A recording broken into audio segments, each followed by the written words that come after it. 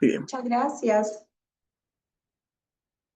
Muchas gracias. Buenas noches con todos. Bueno, vamos a empezar el día de hoy con este tópico, un tópico de CRE de inmunizaciones que vamos a tocar el día de hoy. Bastante importante, profesionales de enfermería que nos dedicamos al 100% en esta área de la salud, en el primer nivel de atención, en los establecimientos, donde se lleva a cabo esta estrategia, ¿no? Si tienen preguntas, si tienen dudas, no duden por favor en comentar, en el comentario, levantar su manito, intervenir, no hay ningún problema, ¿sí? Bien, vamos a comenzar hablando sobre el enfoque en el control de crecimiento y desarrollo. Recordemos que nosotros tenemos una normativa, ¿sí? Esta normativa técnica es la 137 del 2017. Es la normativa de salud para el control del crecimiento y desarrollo de la niña y el niño menor de 5 años. Esta normativa es la que está rigiendo actualmente, es la actualizada. Tenemos una resolución con una modificatoria del 2018, donde efectivamente pertenece también a esta normativa del 2017. Hasta el momento no tenemos una actualización próxima a esta normativa que tenemos hoy. También les recomiendo que puedan tener conocimiento y puedan leer, profundizar en cuanto a la normativa de atención integral de la salud neonatal, porque eso también les va a abrir como la perspectiva de cómo deben atender, cómo debe ser la atención en la salud neonatal, ¿no? Que también complementa mucho la atención de CRED. Algunas definiciones operativas que hay que considerar, tenemos el desarrollo infantil temprano. El DIC o el enfoque DIC que venimos llamando es un proceso progresivo, nos dice, multidimensional, integral y oportuno, durante la cual la niña y el niño construyen capacidades cada vez más complejas que les permita ser competentes a partir de sus potencialidades, ¿no? Y así lograr una autonomía e interacción con su entorno, en pleno ejercicio de sus derechos. ¿Qué quiere decir? El desarrollo infantil temprano, no nos olvidemos que es sumamente importante porque nos ayuda como proceso progresivo, nos ayuda a tener un enfoque de planeamiento. Nosotros en el Ministerio de Salud, como tal, tenemos lineamientos, son 7 lineamientos grandes como objetivos que se desarrollan en el enfoque DIT, ¿no? Esos 7 objetivos son importantes porque se van a llevar a cabo para poderse complementar o para poderse hacer en el Ministerio de Salud, ¿no? Entonces necesitamos este enfoque de desarrollo infantil temprano que se cumpla, ¿no? Que se cumpla en el ministerio.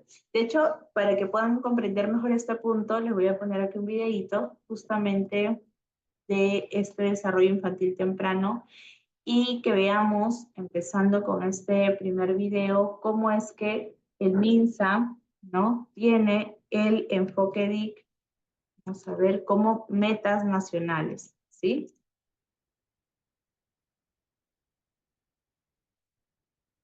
Vamos a colocarlo.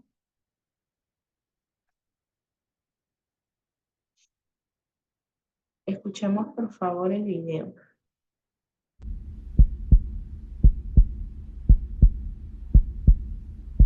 Escuchemos muy bien el objetivo y la meta que tiene este enfoque.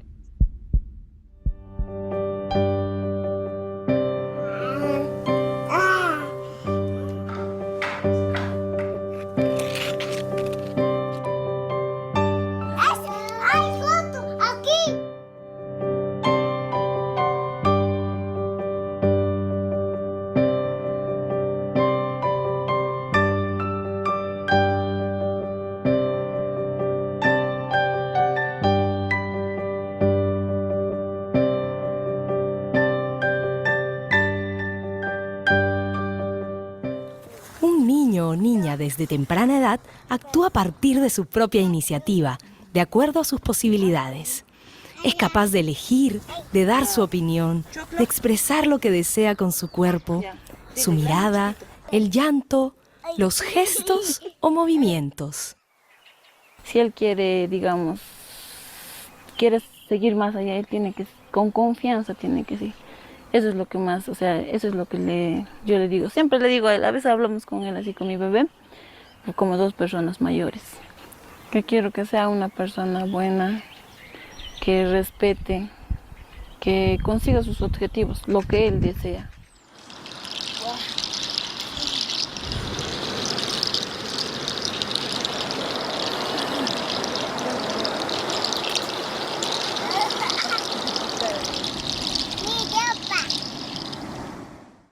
Es la etapa en la que se adquieren aprendizajes para toda la vida, como la lengua materna, coger y explorar objetos, caminar, gatear, saltar, vincularse con otros y aprender a ser un ser social. ¿Cómo promover una nueva mirada del niño o niña desde la perspectiva del desarrollo infantil temprano? Desde el comienzo de la vida, las intervenciones tempranas de calidad reconocen la condición del niño o niña como sujeto de derechos, personas abiertas al mundo, con gran potencial, capaces de reconocer a quien responde a sus necesidades, pero también cuando los limitan, incomodan, abandonan o maltratan.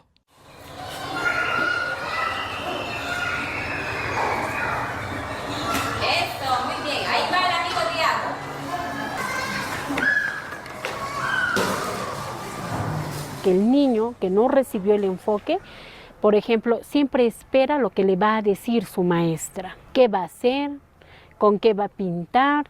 O está sentado en la silla, en la mesa, esperando lo que la maestra le va a decir. En cambio, el niño que ha recibido este nuevo enfoque es un niño autónomo, con decisiones propias, que va a desarrollar su creatividad, que va a jugar de manera espontánea, libre y va a construir sus aprendizajes.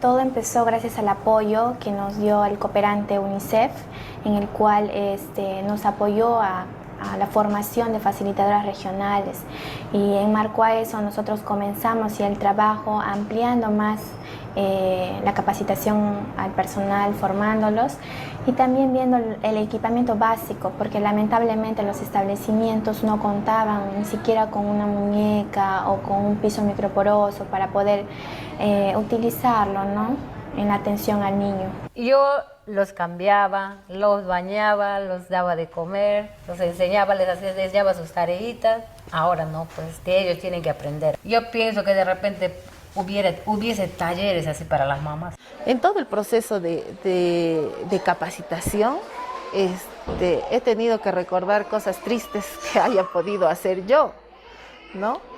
Que no he cumplido de repente con todo lo que ahora sí quisiera que las madres lo hagan con los niños. Eso sí ha servido mucho y eso es parte de la motivación para que cambien de actitud todas nosotras que brindamos la atención.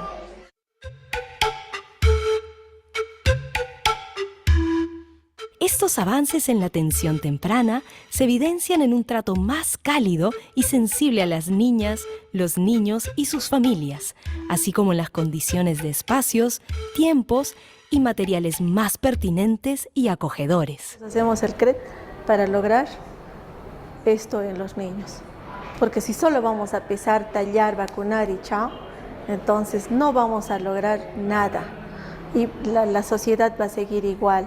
Nuestro país nunca va a cambiar, pero si yo, aunque aún no lo cambie, a una pareja de papás que lo haga bien con su niño, entonces esa es la satisfacción, ¿no?, de que va a ir en buen camino. Esa familia, ni siquiera solo ese niño, sino es toda una familia, ¿no? Expresar, escuchar y ser escuchado. El contacto visual, el contacto piel a piel, llamarlos por su nombre, hablar o jugar libremente, son factores claves para el desarrollo de los niños y niñas. López Shawano, pesa.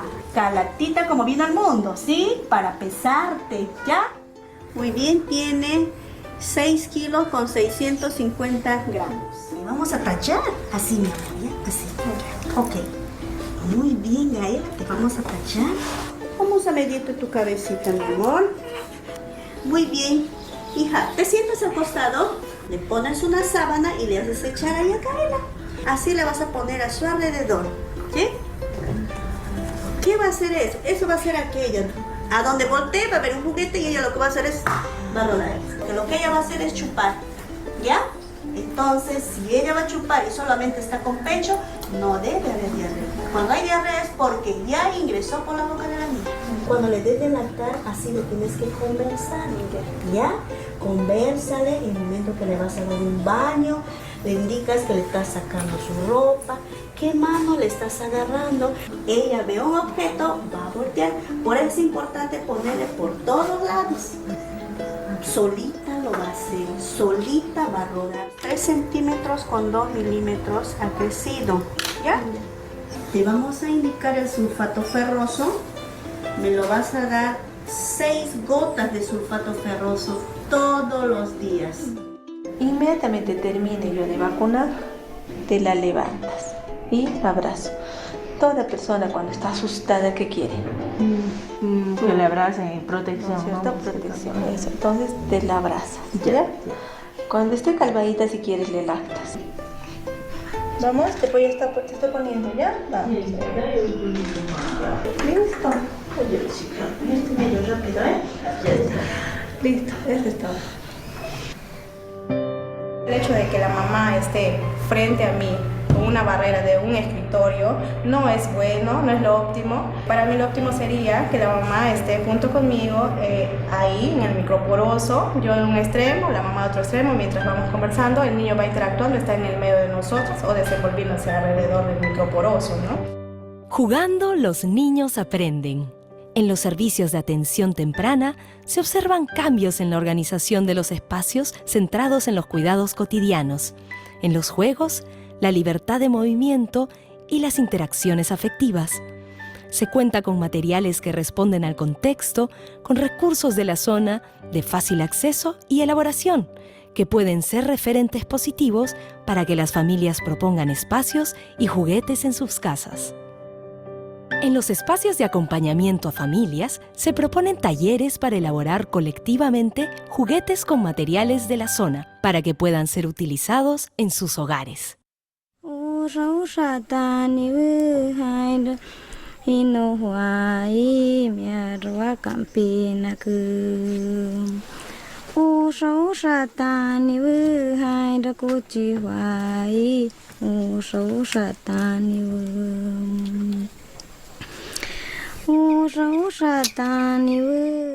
Las niñas y niños, desde su vida intrauterina y en sus primeros años, empiezan a reconocer y vincularse con la madre y con todos los que respondan a sus necesidades, construyendo así un vínculo de apego seguro.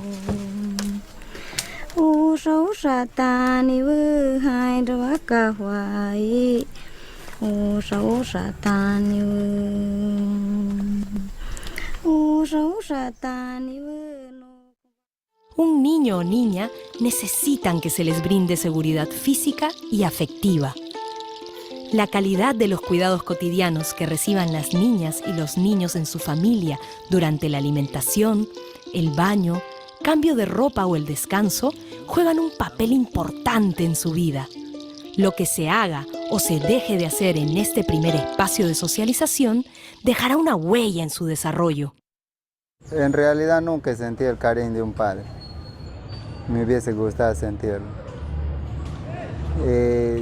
Veo a mi hija y como le digo, llego y me dice papá, papito, me apunta y siento que quiere algo. Yo una vez sentí haber querido eso. Apuntar y poder decirle a mi padre que quiero eso.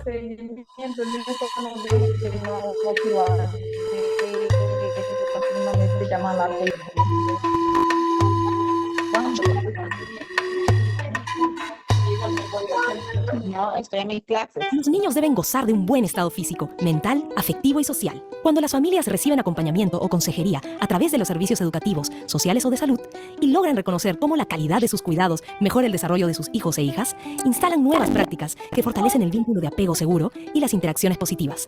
Esas acciones marcan una gran diferencia en el crecimiento y desarrollo de sus hijos e hijas.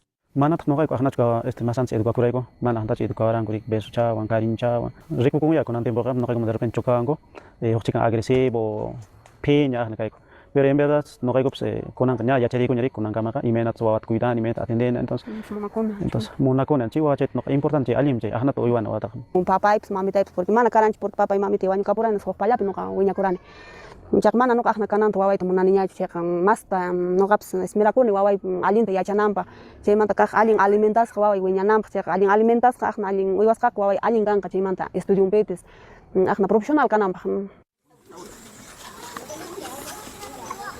El reto es cómo potenciar el desarrollo infantil temprano en niños pequeños en pueblos indígenas. Esto implicaba cómo trabajar el diálogo intercultural, cómo hacer que el conocimiento científico, académico sobre desarrollo infantil y el reconocimiento de los saberes de las poblaciones indígenas con relación a la crianza de los niños y niñas se comprendía y se entendía. Este diálogo es muy importante, pero tiene que ser horizontal, tiene que ser respetuoso y sincero para que realmente se capitalice de ambos y eso potencie realmente el desarrollo de los niños, la crianza y realmente la familia pueda acompañar mejor el desarrollo del niño. Uno de los grandes aprendizajes que hemos tenido es cómo la cosmovisión indígena sobre el buen vivir realmente lo podemos aplicar al buen inicio en la vida.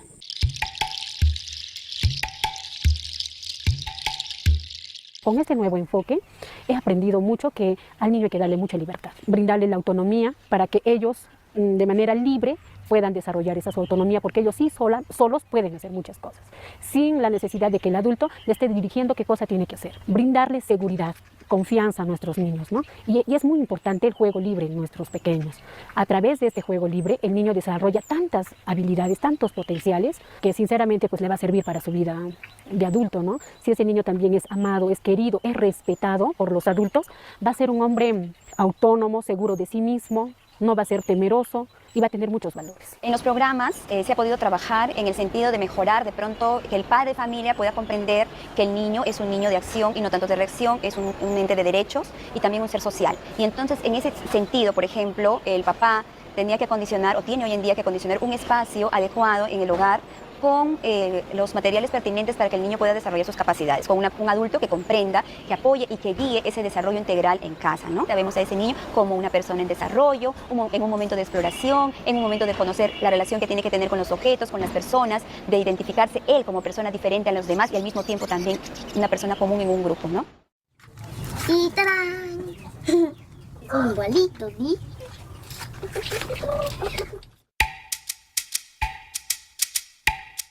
Creamos el Sistema Regional de Atención Integral a la Primera Infancia. Desde aquí ya es nuestro punto de partida para poder articular con otras instituciones que están comprometidos también con el desarrollo de la primera infancia, pero en esta parte nosotros sí agradecemos a UNICEF por la asistencia técnica que nos brinda y también al Gobierno de Canadá. Los sectores de educación, salud y desarrollo social, con el apoyo de UNICEF y el Gobierno de Canadá, fortalecieron capacidades en desarrollo infantil temprano desde el 2010. Se promovió la constitución de equipos de formadores en contextos rurales andinos y amazónicos de 5 regiones y 16 provincias, en Amazonas, Apurímac, Ayacucho, Cusco y Ucayali. Esto permitió capacitar a 1.167 profesionales de 1.087 establecimientos de salud y a más de 1.200 docentes de programas y servicios del ciclo 1 en educación. UNICEF trabaja desde 2010 en el país con el apoyo del Gobierno de Canadá para fortalecer las políticas de desarrollo infantil temprano. Hemos trabajado mucho con todos los sectores, en particular en educación, en salud, en el sector social, para fortalecer estos servicios. Eso creo que es un logro muy importante de la contribución de UNICEF con el apoyo del Gobierno de Canadá al país, porque lo que se invierte hoy va a ser lo que no se va a gastar mañana.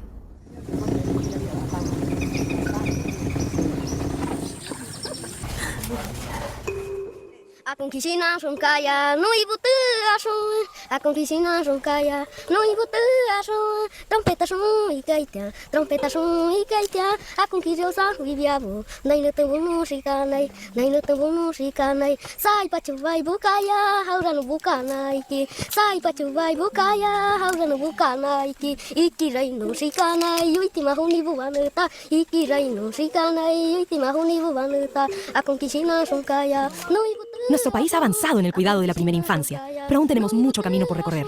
Un camino de esperanza en el que están presentes los niños y niñas, su fuerza, su mirada, su sonrisa, que mueve al mundo desde que empieza el primer latido de su corazón.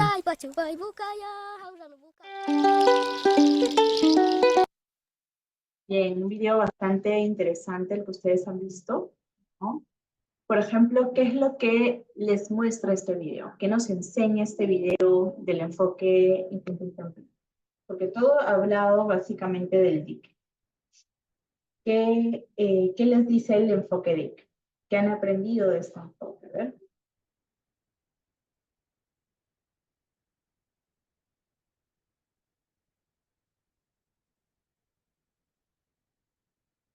¿Era bien?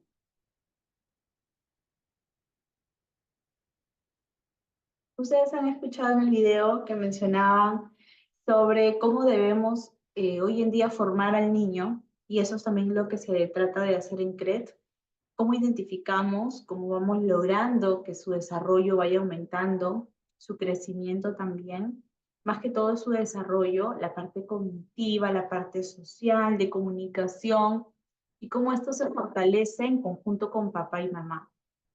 Es un trabajo en equipo el que se realiza, en donde es importante la participación de ellos, que están muy cerca, ¿no? Entonces, sí es necesario que dentro de este enfoque se trabaje mucho. Todo lo que hacemos en CRED lo hacemos bajo los lineamientos del desarrollo infantil temprano. La atención temprana del desarrollo habla del conjunto de acciones que promueve el desarrollo infantil temprano y está orientado a potenciar las capacidades y las condiciones del ambiente donde interactúa el niño, ¿no? Y el control de CRED ya es el control que nosotros realizamos continuamente, que son las actividades periódicas, sistemáticas, realizadas por el profesional de enfermería, ¿no? Quien es el único que realiza esta atención como tal a todo niño, que tiene la intención de poder detectar de manera precoz los riesgos, las alteraciones o los trastornos que podamos evidenciar o enfermedades para poder disminuir los riesgos y las discapacidades que puedan pasar en el niño. Entonces, para lograr este proceso de control de crecimiento y desarrollo, sí necesitamos seguir por una serie de etapas. Como enfermeras conocemos muy bien las etapas propias del proceso de atención de enfermería, conocido como PAE. En este proceso de atención realizamos la valoración, que tiene la intención de recopilar datos, organizar, validar y registrarlos utilizando técnicas e instrumentos adecuados. Valoramos de pronto utilizando primero el examen físico, exámenes de apoyo, exámenes auxiliares, entrevista, ¿no? Para ver cómo está el paciente. Para luego pasar a la segunda etapa, que es el diagnóstico, ¿no? En el diagnóstico también vamos analizando. Una vez que ya tengamos, no sé, por ejemplo, en la valoración peso, talla, ya obtuve si fue un niño prematuro o no, he realizado la exploración física, y he hecho todo en relación a la valoración, ya el diagnóstico tiene que ver con la recolección de todos estos datos que me lleven a un diagnóstico, que me lleven a un problema, ya sea real o potencial. Una identificación correcta de un diagnóstico me va a permitir lograr una buena intervención. Lo mismo sucede con la valoración. Una buena valoración me va a permitir llevar un buen diagnóstico. Y si voy a intervenir, que es la tercera etapa, aquí ya involucra todas las actividades que vamos a realizar, todas las acciones que vamos a seguir, ya sea que se apliquen a nivel individual, familiar o a nivel de la comunidad, ¿no? Y por último, el seguimiento, que no nos olvidemos que también es parte importante porque aquí se realiza cada contacto con la niña, ¿no? Y el seguimiento puede ser, por ejemplo, visitas domiciliarias, ¿no? Un mensaje de texto para recordar, ¿no?, que debe realizarse la visita. Entonces, el seguimiento es fundamental, ¿sí?, que se realice. Entonces, en la valoración, ¿qué es lo que realizamos entonces? Nosotros tenemos dentro del control de crecimiento, ¿no?, para los niños, tenemos siempre en todos los anexos diferentes evaluaciones. Una de ellas es el riesgo psicosocial. Este riesgo psicosocial es la primera evaluación que se realiza en el primer control al recién nacido. ¿Qué factores vemos? Aquí, como vamos a evaluar riesgos, vamos a evaluar factores, como por ejemplo el niño que esté o no esté con controles.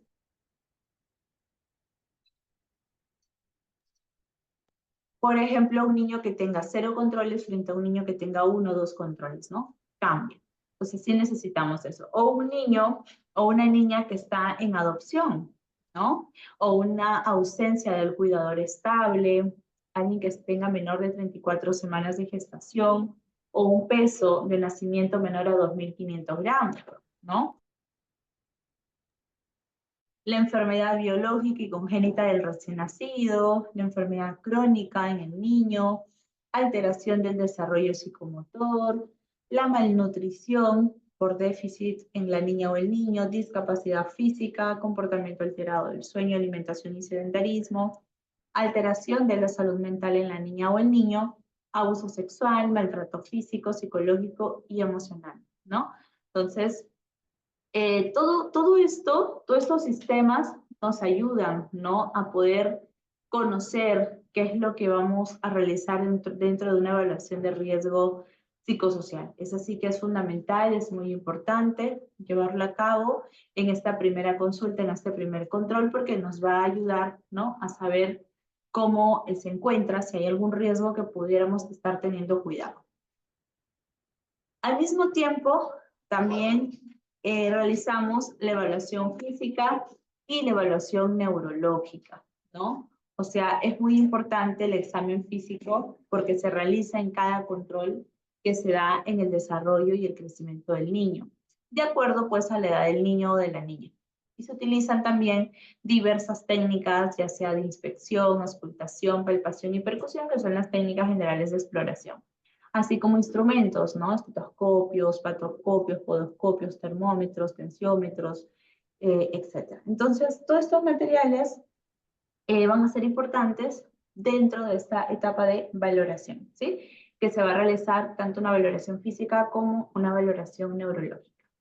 Quiere decir que ya estamos viendo desde una evaluación social general y luego vamos pasando a la evaluación física neurológica. Y recordemos que la valoración tiene un orden. Nosotros no vamos a valorar o vamos a hacer esta recolección de datos por hacerlo.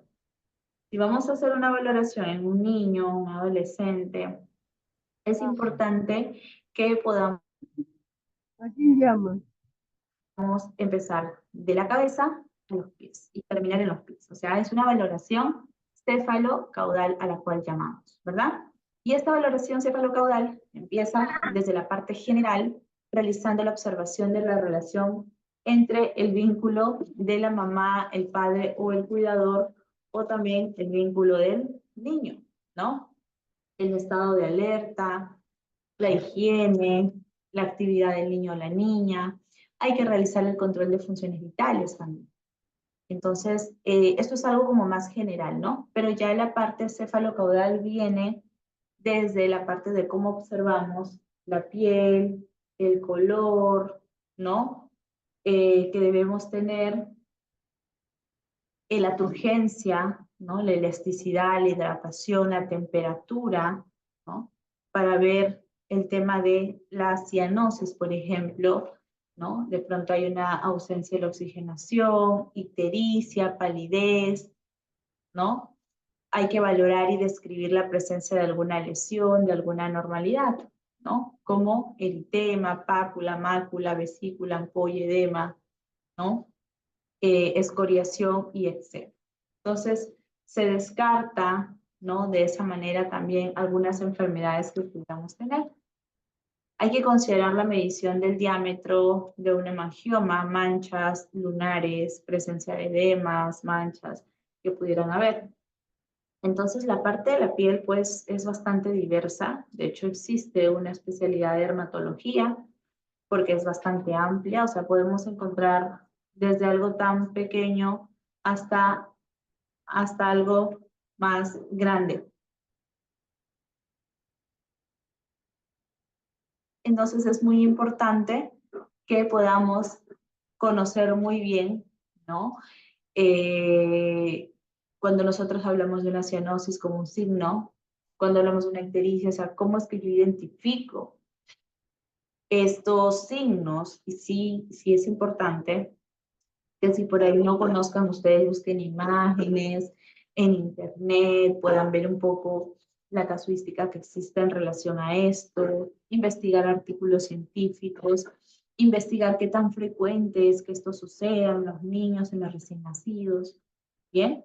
Entonces, sí es importante porque al final lo que nosotros utilizamos en el examen físico es netamente la observación, la exploración. Y si yo no observo de manera adecuada y no conozco ni lo que es normal, peor voy a conocer lo que es patológico, ¿verdad? Entonces, tengo que conocer muy bien cuando hablo de una coloración verdosa, por ejemplo, en la zona sacrocoxigia, que usualmente se llama mancha mongólica, y que son normales, y miren, desaparecen entre los 2 años de edad. Hay que observar si hay irritación, erupción de la piel por contacto prolongado de pañal, bastante común la dermatitis perianal, por ejemplo, ¿no? En los pliegues. El tema de la dermatomicosis perianal, también se da a nivel de los bordes, que puede haber justamente por esta dermatitis, ¿no? Hay que verificar en el cabello la textura, si de pronto está quebradiza, el cabello, la coloración. ¿Por qué es tan importante la coloración del cabello? Porque actualmente nosotros conocemos que hay desnutrición. La desnutrición te conlleva a un cambio en la coloración del cabello, ¿sí? Los niños que están con desnutrición parece ser confundido con un niño rubio, solo que este tipo de rubio es bastante diferente a un rubio normal, ¿no? Y la verdad es que justamente los niños tienden a existe el marasmo, existe el kwashiorkor, como 2 enfermedades comunes que son enfermedades por desnutrición. Y estos niños, ustedes lo van a ver, son niños pues que están rubios, ¿no? Pero que lamentablemente tienen esta condición. Entonces sí, ahí les recomiendo que lean también sobre kwashiorkor, sobre marasmo. ¿Han escuchado, no? De estas enfermedades o nunca lo han escuchado? A ver, escríbanme por ahí en el chat. Y de esa manera nosotros vamos identificando con un simple detalle lo que me puede dar, el dato que me puede dar tan solo con algo tan sencillo como ese detalle, ¿no? De la coloración del cabello. No solo eso, puede ser también cualquier otra situación que pudiera estar evidenciándose en el paciente, ¿sí? Las uñas deben ser lisas, redondas, observar el color, que no estén frágiles, o sea, quebradizas, que estén limpias, cómo está la forma, si hay presencia de algún uñero, ¿no? Hay que realizar la prueba también del llenado capilar, hay que observar signos sospechosos de violencia que pudieran haber, ¿no? Porque también hay una observación de la piel, se aprovechan ver cómo está el niño, si de pronto está en un entorno protegido, si hay algún signo de violencia, etcétera. Bajamos a la cabecita, que también es sumamente importante evaluar muy bien la cabeza, palpamos la sutura, la fontanela. Si las fontanelas están prematuramente cerradas, hay que pensar en una microcefalia, en una craneocitosis, en un hipertiroidismo y derivar al especialista, ¿no? O sea, por una sola causa de palpar las suturas y fontanelas y que están prematuramente cerradas, yo puedo pensar en muchas enfermedades, ¿verdad? Entonces, por ello es que es importante luego ir diferenciando qué podría ser frente a otra. Y de bueno, ahí viene todo el resto de exámenes clínicos que se realicen en el paciente. Pero desde ya pensar que no es normal que esto se dé. Verificar si las fontanelas están abombadas para identificar de pronto una hipertensión endocraniana o una meningitis, que también puede ser muy común en los niños. Si la fontanela está más amplia de lo normal, puede deberse a una hidrocefalia, a un hipotiroidismo, a una prematuridad o a una malnutrición. Entonces también yo voy a poder encontrar. Si yo como enfermera me voy, de pronto no en la capital, pero si me voy a la sierra, a la selva, parte del norte, yo puedo encontrar estos casos. Por eso es que debo estar preparada y conocer cada palabra que está en la normativa técnica, porque eso es lo que me va a llevar a poder identificar de manera temprana los riesgos, que es el objetivo de CRED. Si yo no conozco, ¿no? Y solo hago la atención, pero no sé por qué lo hago, o para encontrar qué, entonces no tiene efecto, no tiene sentido, ¿no? Hacer una atención. Si encuentran las útiles cabalgadas y observar y realizar el seguimiento con el control del perímetro científico, ¿no? Y compararlas con el padrón de referencia. Entonces, la cabecita, desde ya me da muchos datos y obviamente si hablamos o sospechamos de una u otra enfermedad, también hay que ver no solo un signo, sino también muchos otros signos, síntomas que podemos ya ir acuñando poco a poco a medida que se haga la exploración física. Y también la entrevista con la mamá, ¿no? A nivel de la carita, vamos formando, viendo la forma, la simetría, ¿no? De movimientos, hay que descartar una posible parálisis facial, ¿no? Que puede también ser común. Yo he visto niños con parálisis facial. Entonces, sí, tenemos que tener mucho cuidado y por eso la observación del rostro. Hay mamás que no se dan cuenta, ¿no?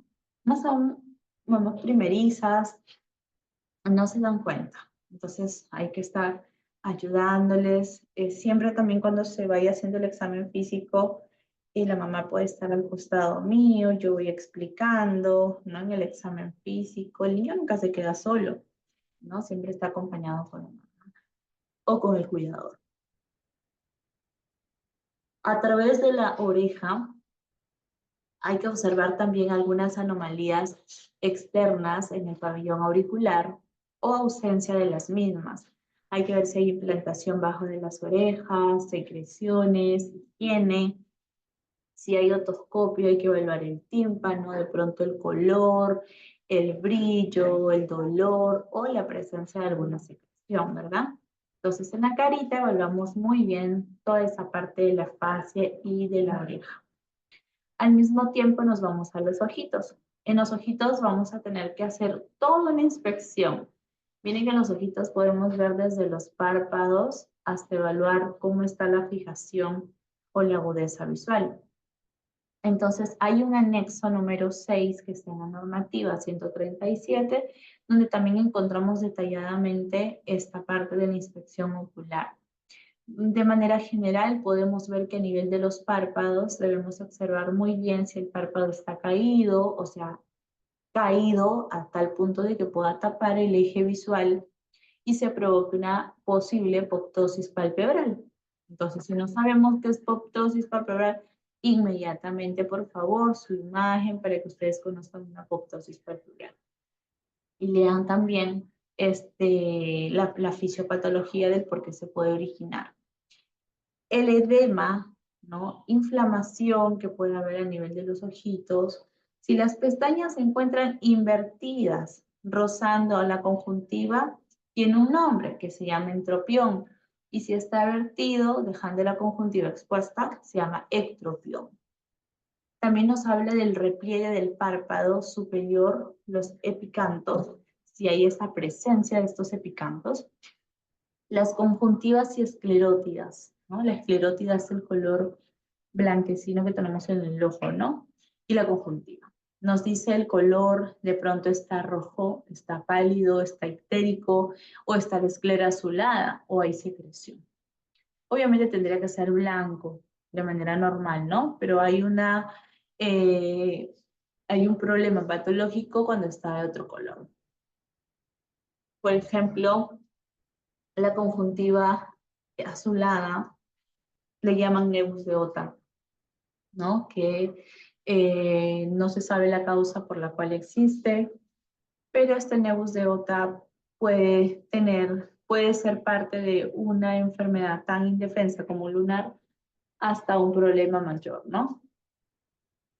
Entonces, sí es importante realizar esta atención para ver que esto pues no esté afectando el ojito, en este caso de la niña o del niño que pueda estar presentando la enfermedad, ¿correcto? También no nos olvidemos que también podemos ver el iris. Ustedes han visto, hay una actriz, no recuerdo cómo se llama, que tiene un ojo de un color y otro ojo de otro color. ¿no? Entonces también existen patologías donde está un ojo de un color y que cambia de color, ¿no? O sea, no es que cambie de color en el momento, sino ya viene con un color diferente cada ojo. Entonces puede ser desde algo normal, ¿no? Que nació hasta algo puede ser patológico. Entonces, también tenemos que ayudar a la mamá a informar, a poder incentivar en hacer este tipo de chequeos, controles, ¿sí?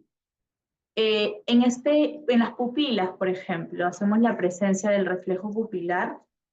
Aquí observemos la forma, el color, ¿no? La pupila blanca le llaman leucocoria, que puede ser catarata congénita o retinoblastoma, entre otras cosas. Bien, ¿no? Hay que ver una posible, por ejemplo, esta esclera azulada que les decía, puede de manera negativa causar también un problema a nivel ocular, el glaucoma, por ejemplo, ¿no? Donde se genera una presión a nivel ocular. O sea, puede ser desde algo tan simple hasta algo más complejo, o sea, puede empezar de algo tan indefenso hasta algo ya más complejo, ¿no? A nivel también de los movimientos, si yo voy a seguir la visión de ambos ojos o voy a seguir un ojo, para eso hay un test, ¿no? El test de Hilbers, que es cubrir y descubrir. Voy cubriendo un ojo, voy descubriendo el otro, y a partir de los 6 mesecitos ya se puede ir viendo la posición, ¿no? Si de pronto está, o sea, aquí yo ya puedo estar hablando de un estrabismo, un posible estrabismo que se tiene que corregir desde temprana edad. A veces dejan pasar este proceso de estrabismo y lamentablemente después es difícil, ¿no? Poder llegar a un proceso pues de adecuación. Entonces necesitamos que las mamitas se identifiquen y que ustedes también les ayuden a esta identificación, ¿no? Si está desviado hacia adentro, hacia afuera, hacia arriba, hacia abajo, de acuerdo a la posición, ¿no? A partir de los 6 meses podemos ir descubriendo eso. Al especialista se le realizan otras pruebas específicas como las opacidades de la transparencia de medio ocular, también existen otras pruebas, si de pronto se necesita como especialista. También se hace la fijación monocular y para eso también se aplica esto de cubrir y descubrir, ¿no? La agudeza visual para saber también si hay un problema de la agudeza, de pronto si es que hay un astigmatismo, una miopía o cualquier otro problema visual, a partir de los 3 años de edad sería la edad ideal para realizar, ¿no? Este tipo de atenciones. A nivel de la nariz, hay que observar si las fosas nasales están permeables, o sea, si respira bien por la nariz, por la boca y con la boca cerrada. Hay que evaluar de pronto una deformidad, desviación del tabique. Hay niños que nacen con desviación del tabique. Se tienen que hacer estas operaciones estéticas de desviación del tabique, ¿no? Que muchas veces no desean, tanto por estética, sino por salud. Entonces también, ¿no? Al mismo tiempo, la presencia de congestión nasal, secreción sanguinolenta y referimos inmediatamente al especialista. A nivel de la boca hay que descartar la presencia de algún frenillo lingual corto, labio, paladar fisurado, maloclusiones que puedan haber, ¿no? Por ejemplo, a veces está la mordida invertida que hay en los niños, ¿no? Entonces que también tiene que hacerse correcciones. También el posible problema en los incisivos con, por ejemplo, el cambio, detectar precozmente los cambios de color de los dientes. A partir de los 3 años, recordemos que tienen que haber ya 20 dientes. Dar pautas también a la mamá para que puedan dar pautas, ¿no? Porque tiene que visitar, obviamente, al odontólogo. Nosotros no es que podemos hacer una recomendación de que sí, tiene que hacer su higiene bucal, su cepillado, que tiene que usar flúor, ¿no? Pero que tiene que referirse al odontólogo sí o sí para hacer todos los procedimientos preventivos que necesita, ¿sí? ¿Hasta aquí alguna pregunta? Estamos con la cabeza y la carita. ¿Preguntas, dudas que puedan tener?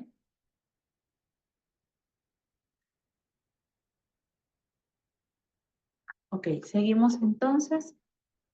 El cuellito. ¿Qué sucede con el cuello? Inmediatamente se explora la simetría, la flexibilidad, la presencia de algún dolor, tumoración, aumento del volumen de los ganglios, porque en el cuellito, pues ustedes saben que tenemos también alojados muchos ganglios cervicales, mandibulares, de nivel de la barbilla, y se necesita ir haciendo la palpación. Ahí es donde utilizamos la técnica de palpación para hacer la prueba y poder ver si hay problemas a nivel del cuello, a nivel de la glándula tiroidea, ¿no? Buscando algún bocio congénito de pronto, algún nódulo, alguna tumoración que pudiera haber, ¿no? Entonces también es muy importante. A nivel del tórax, ¿qué debemos estar evaluando? Debemos evaluar y estar explorando la expansibilidad torácica, ¿no? La frecuencia respiratoria al minuto, las características de los movimientos respiratorios, buscar un posible tiraje, o sea, a nivel del tórax vamos identificando si hay problemas a nivel del tórax, ¿no?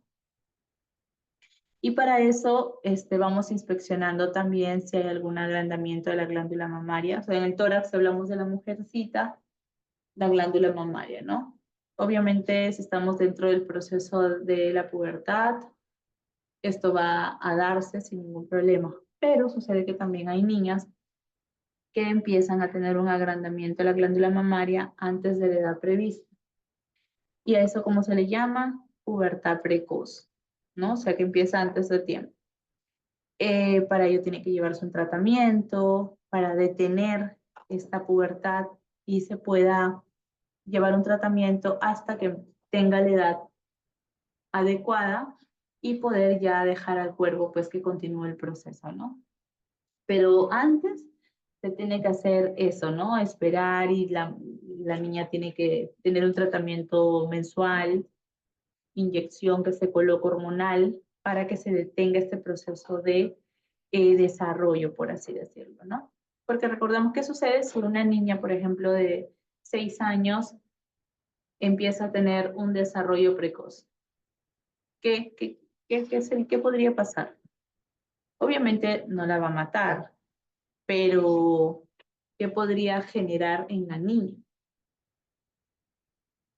¿Alguien tiene idea?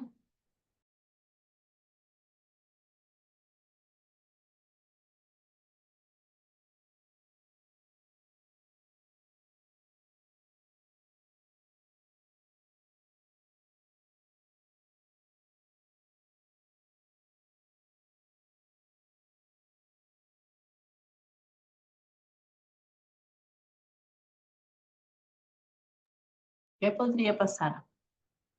Ahí tenemos que darnos cuenta que si hay una pubertad precoz, por lo menos en la niña, bueno, le va a venir la menstruación a los 7, 8 años. Y eso no está bien.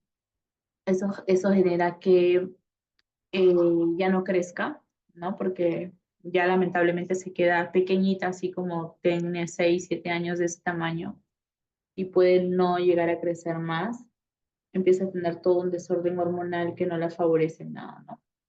Entonces, más que todo por eso. Bien. Hay que observar, en casos de cardiopatía también hay que observar la presencia de alguna cianosis distal, perioral, alguna taquicardia, lactancia materna entrecortada por cansancio durante succión y diaforesis.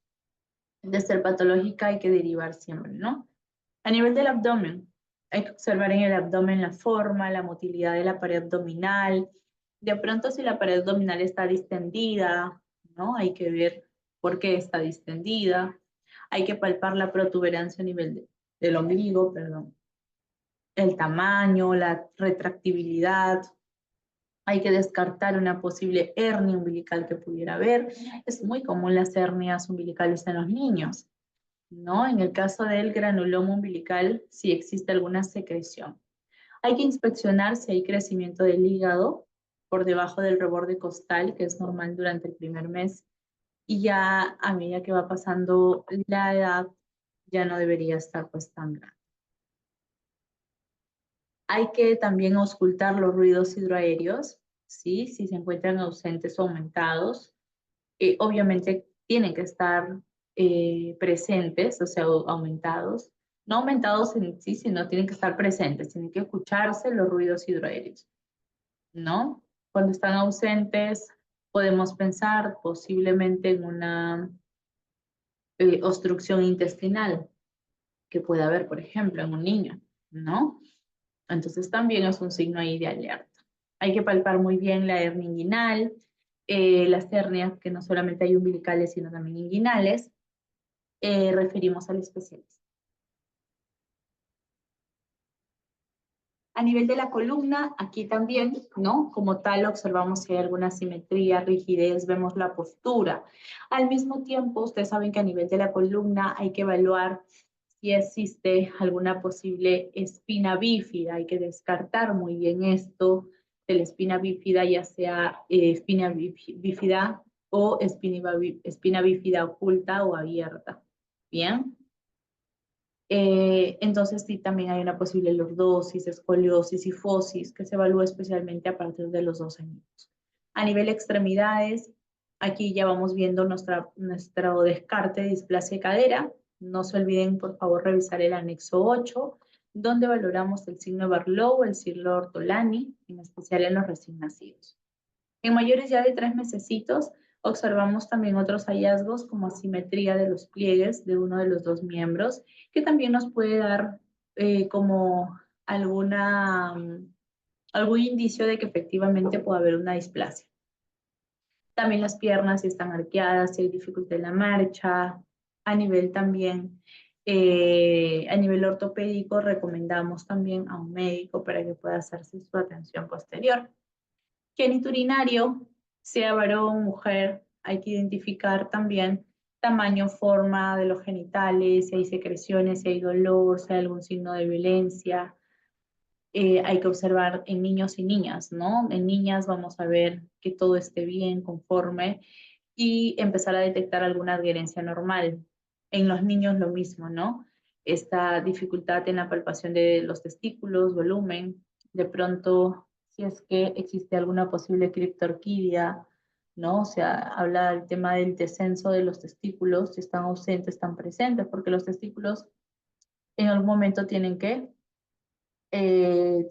ascender, ¿no? Tienen que subir hacia arriba.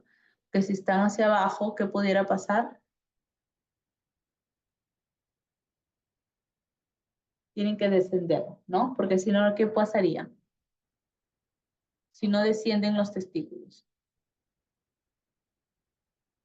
El calor interno, el calor que nosotros podemos dar, el calor de nuestro cuerpo genera la eliminación, la muerte de algunos espermatozoides que tienen en el varón, ¿no? Entonces, en los testículos que están alojados ahí. Es así que necesitan descender de manera adecuada. Cuando estos no descienden, criptorquidia. Hidrocele, cuando aumenta el volumen de la zona escrotal, nos dice que no debemos derivar antes del añito, debemos esperar. Y siempre podemos referir de pronto a partir de los 2 años. Igual una fimosis, que quiere decir que en la zona del prepucio no descendió y hay una estrechez en el orificio, ¿no? Así como ello está una epispadia, una hipospadia, ¿no? Que también vemos cuando el meato uretral no se encuentra en la zona que debería estar, sino de pronto se encuentra en la zona dorsal, en la zona de la punta del pene, o debajo, perdón, de la punta del pene. Entonces, o estamos con una epispadia o una hipospadia.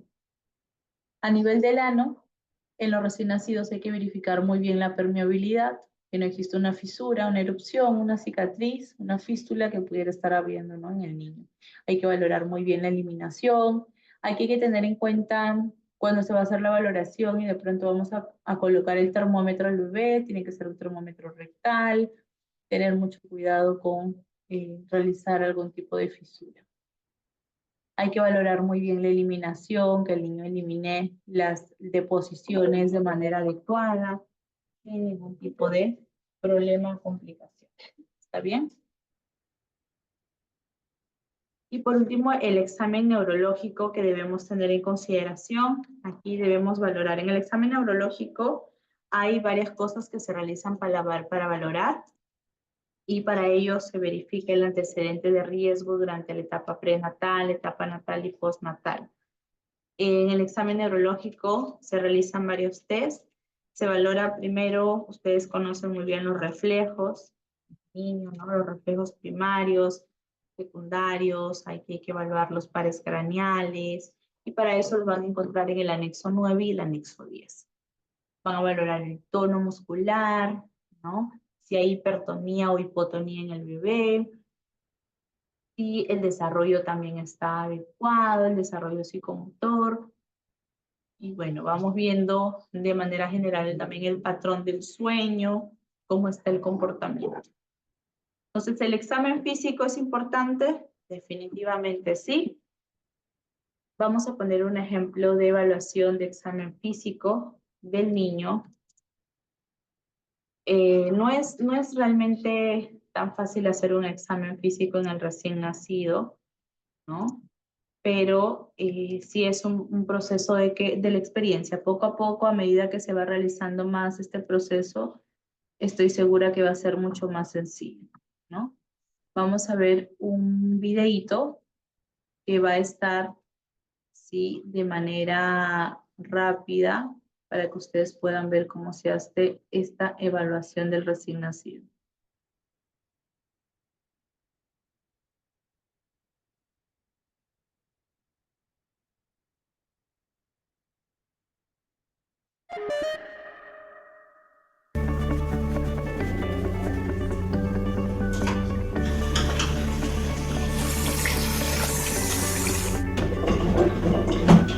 Este no es el video, perdón.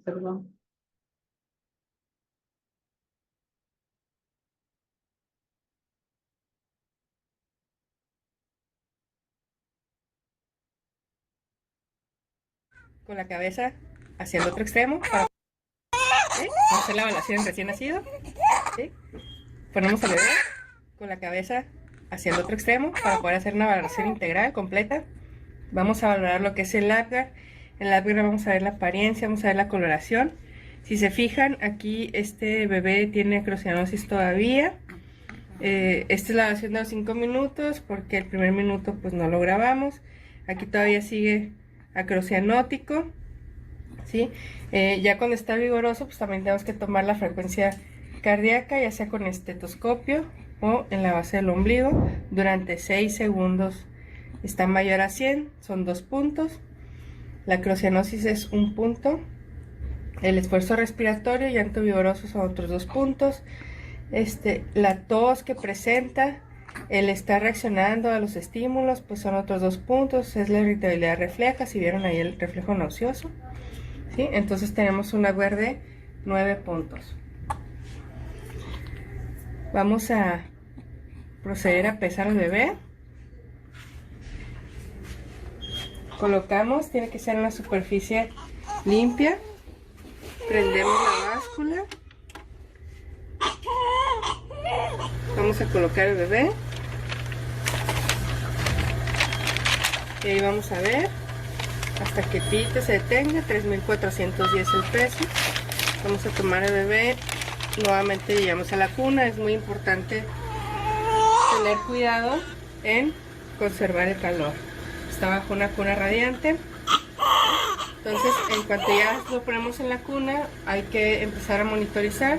Siempre en la mano derecha el oxímetro y hacer el resto de la somatometría. Vamos a colocar el oxímetro.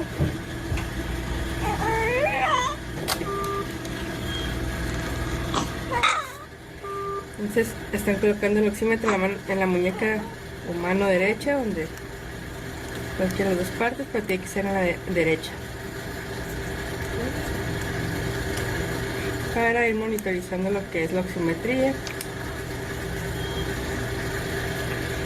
Para la medición de la talla vamos a palpar la fontanela posterior, que es la unión del occipital con los 2 parietales.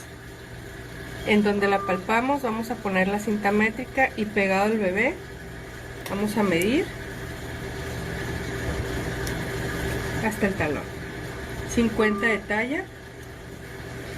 Para el perímetro cefálico de la región occipital, por arriba de las orejas, o sea, sin oreja, hasta la región supraciliar, y vamos a ver que son 33 centímetros.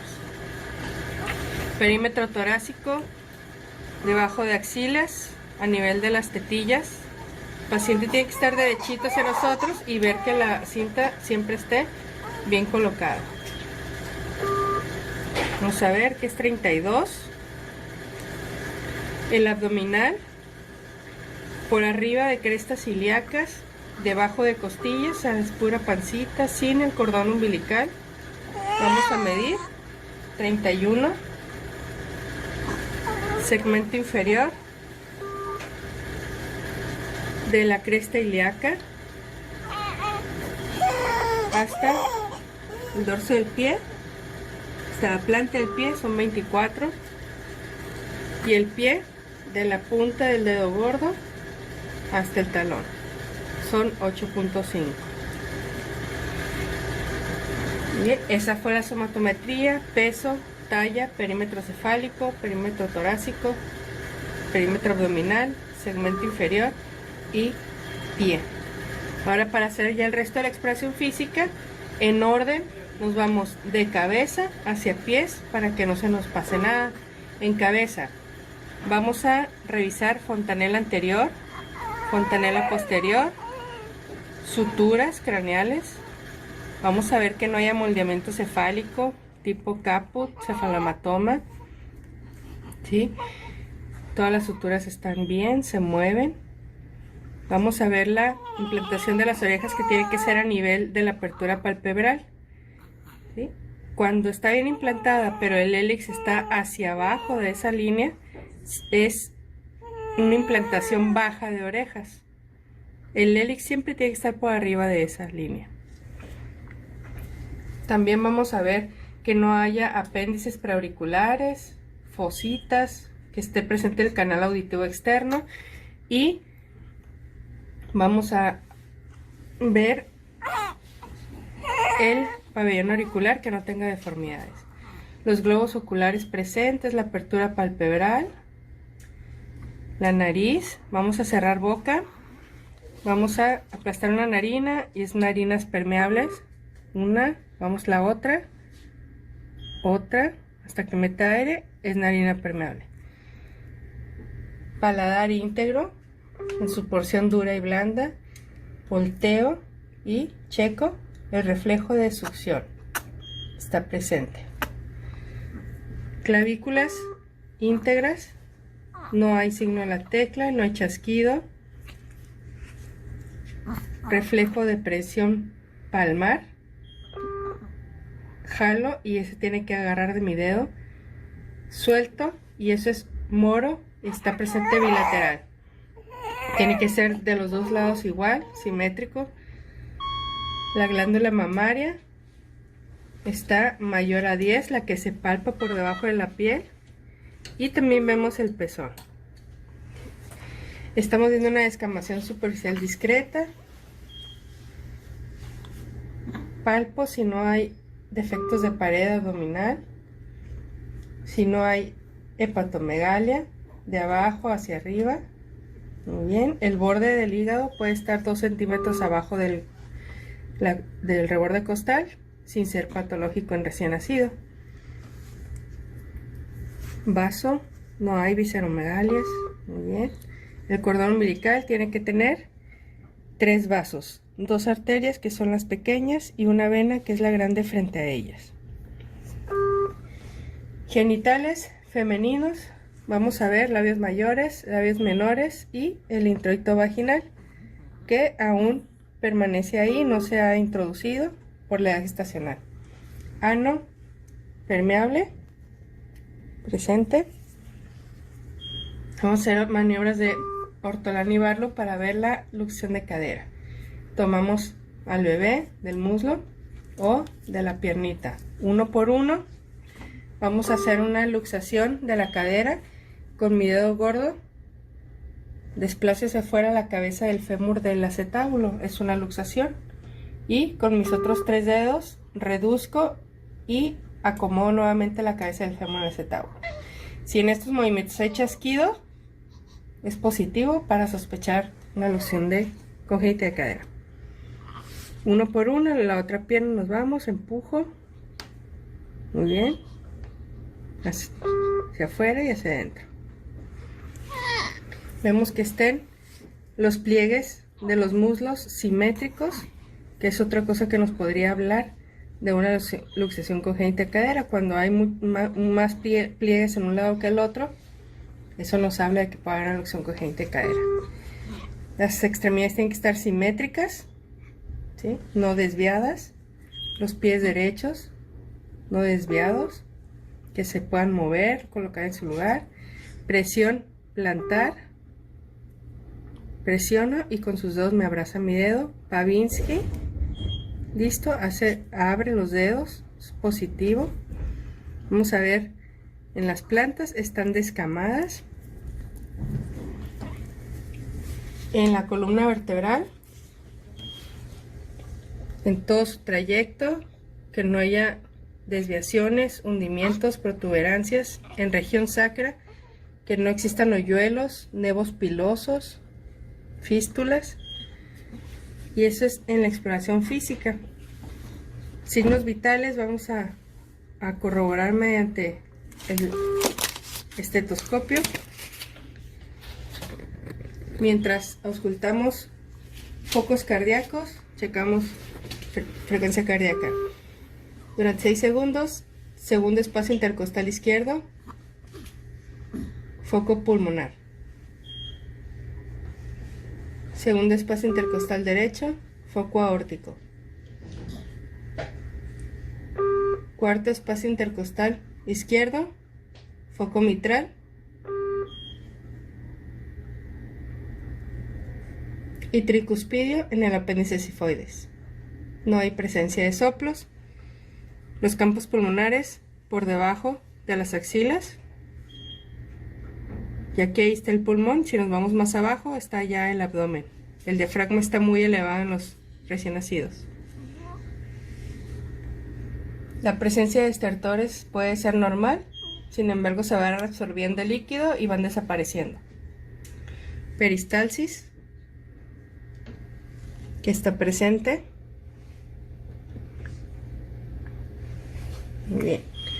Para signos vitales se toma 6 segundos frecuencia cardíaca y se agrega un 0.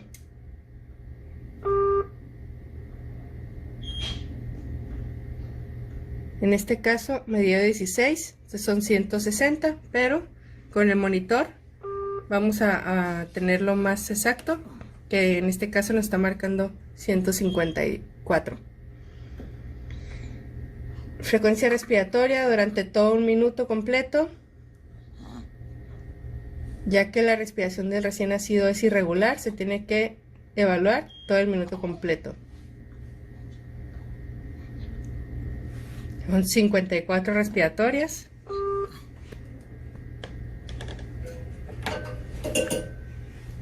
La temperatura se evalúa rectal. La primera vez para corroborar la permeabilidad anal. Y posteriormente va a ser axilar para no estar irritando o lastimando la mucosa anal.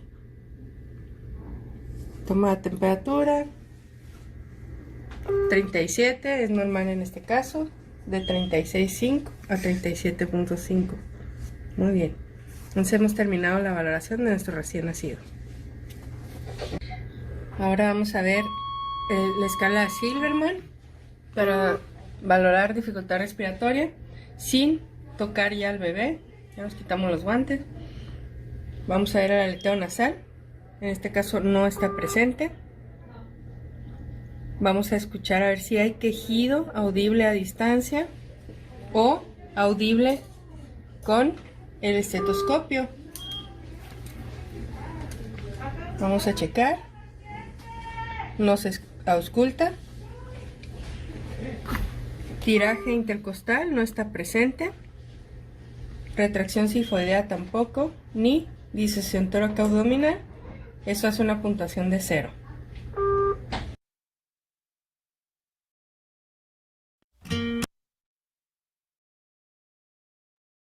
Muy bien, ¿qué les pareció este examen físico? A mí en lo particular me pareció bastante completo. No sé ustedes qué les pareció el examen. Más o menos, así como ha realizado la doctora este examen físico en un recién nacido, es como el examen físico debe estar constantemente realizándose en consultorio de CRET. Y es algo que muchas veces no se realiza, ¿no? Puede ser también porque la enfermera no tiene, no conoce, se olvidó, no tiene la competencia, pueden ser muchos factores, o porque tiene muchos pacientes y de pronto le queda muy corto el tiempo. Y ahí viene justamente lo que siempre se menciona, ¿no? Debemos siempre priorizar las atenciones en la medida en la que podamos, en el tiempo de acuerdo a la normativa. No podemos ir más allá de lo que está esquematizado, ¿no?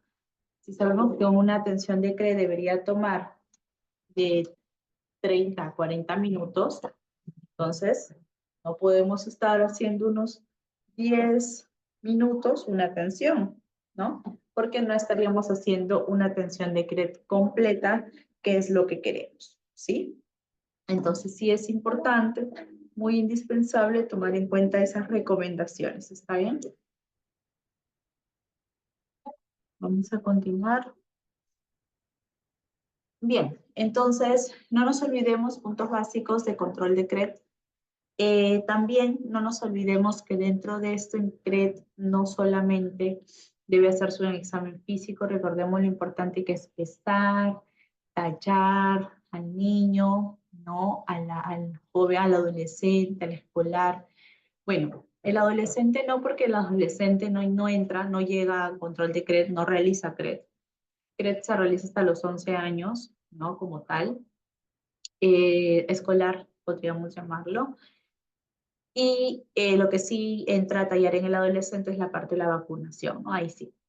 Pero bueno, en este caso, en el niño escolar debe tomarse en cuenta muy bien si es menor de 5 años, mayor de 5 años, esta atención, peso, talla, realizar todos estos enfoques, si es que hay que realizar también la parte del desarrollo, el TEPSI, el EDP, que se pueda realizar también, ¿ya?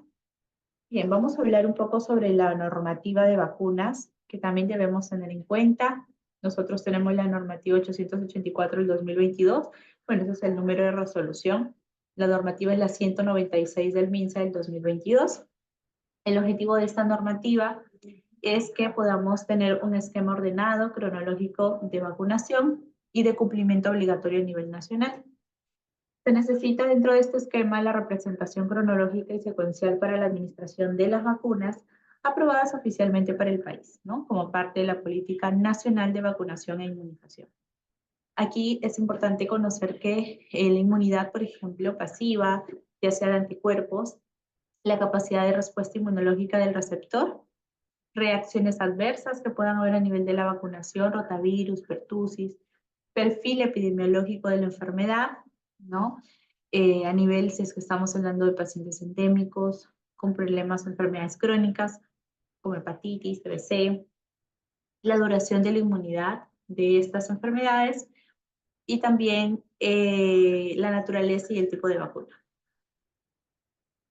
¿Qué es un adyuvante? Un adyuvante incrementa la inmunogenicidad del antígeno y potencia la respuesta inmune específica. O sea, un adyuvante lo que hace es ayudar a aumentar esta parte protectora que tiene el antígeno. La anafilaxia, un término que se utiliza cuando hablamos de reacción alérgica grave.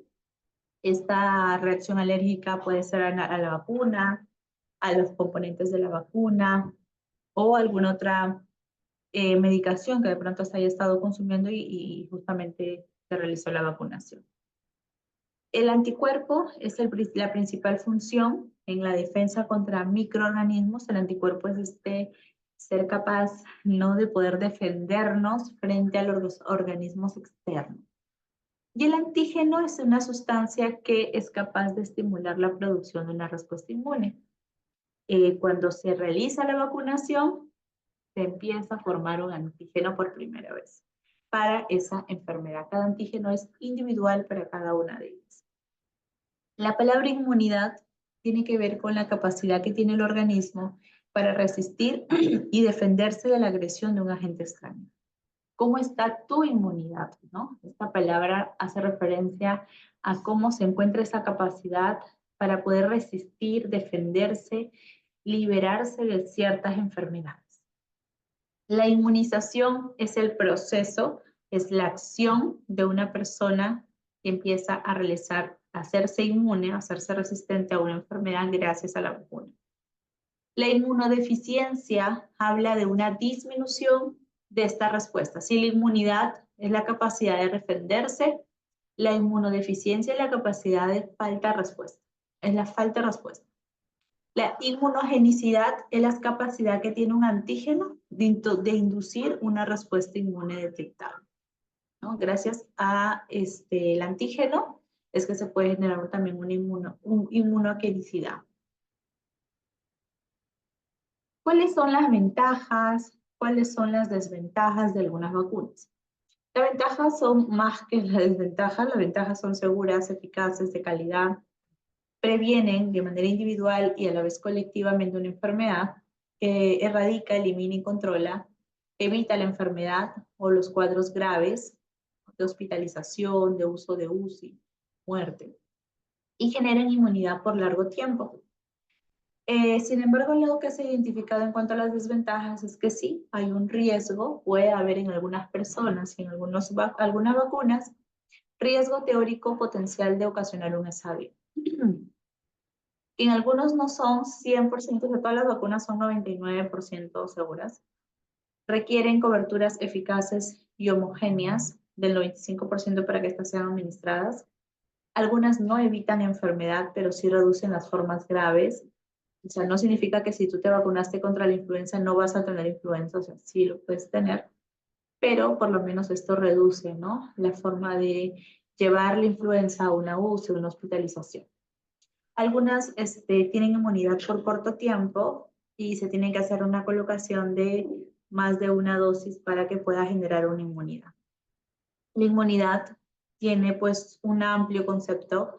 Aquí tenemos como un gráfico que nos ayuda a ver cuando hablamos de inmunidad y los tipos de inmunidad que existen, desde inmunidad pasiva e inmunidad activa. La pasiva hablamos de inmunidad natural o artificial y la activa inmunidad natural o artificial también. La inmunidad natural es la transplacentaria, la artificial los sueros, y la activa en la natural enfermedad, y la artificial ahí está nuestra vacuna, ¿no? En el Perú somos uno de los países, se dice que tenemos el mejor esquema de vacunación, uno de los países con los mejores esquemas de vacunación en las Américas. Eso lo dice la Organización Mundial de la Salud, porque tenemos una serie de vacunas que se colocan a los niños de manera gratuita sin necesidad de estar teniendo la enfermedad, ¿no? Tenemos muchas enfermedades las cuales protegemos, ¿no?, en este momento, y que es bueno porque permite que no nos desestabilicemos como país, ¿no?, ante cualquier emergencia que pudiera haber. Entonces, la vacunación sí es indispensable y en nuestro país se aplica. Teníamos 17 vacunas, hoy en día tenemos 18. La vacuna que se ha aumentado es la vacuna hepatitis A, que es una vacuna inactiva absorbida, la cual se ha agregado recientemente.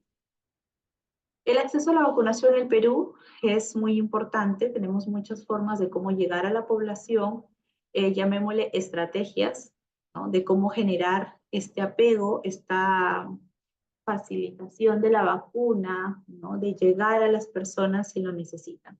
Tenemos estrategias como la primera es permanente, que todos conocemos. Es la estrategia que todas me permiten controlar la enfermedad. Esta en particular, cuando hablamos de manera permanente, significa que son vacunas institucionales, o sea, que están dentro, ¿no?, de la institución, y también nos ayudan a llevar canalización, casa por casa, brigadas, puestos fijos, que pudieran haber. Una estrategia intensiva, ¿no?, de pronto intensiva, que se haga no solamente en una zona específica, sino que se haga a nivel nacional, a nivel regional, a nivel local, ¿no? El puesto fijo también, o la microconcentración, Y también aquí se realiza toda la parte de casa por casa, brigadas. Los barridos emergentes que también se hacen en estrés nacional, regional y local. Y aquí el objetivo es interrumpir la transmisión y eliminación y erradicar también esta enfermedad. Las inmunizaciones en el Perú son gratuitas, todas, sin excepción, son gratuitas, y toda la población pues tiene acceso a estas vacunas independientemente de su situación económica, y es que todas son gratuitas, por lo tanto no debería haber algún costo adicional por querer adquirirlas. Así no tengas un seguro, ¿no? También puedes tú adquirir la vacuna. O si tienes un seguro particular y te vas al PINSA, ¿puedes vacunarte? Sí. A través de las inmunizaciones hemos podido eliminar, erradicar, controlar enfermedades inmunoprevenibles. Si hablamos del esquema de vacunación en menores de 5 años, tenemos a todo este esquema enmarcado de vacunación que es sumamente importante. Tenemos la BCG con hepatitis B, que son vacunas que se colocan en el recién nacido, ¿no? Ahí tenemos a los 2 mesecitos también.